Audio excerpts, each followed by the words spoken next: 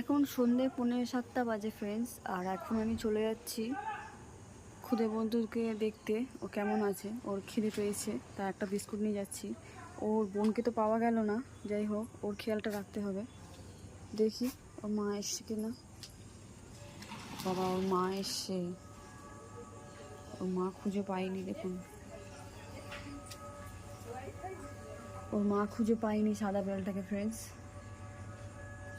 দেখুন একা পড়ে গিয়েছে।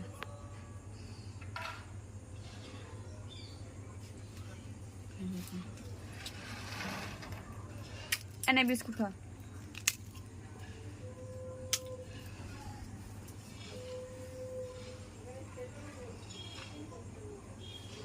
ওর মাকে দেখে আমার ভয় লাগে ফ্রেন্ডস।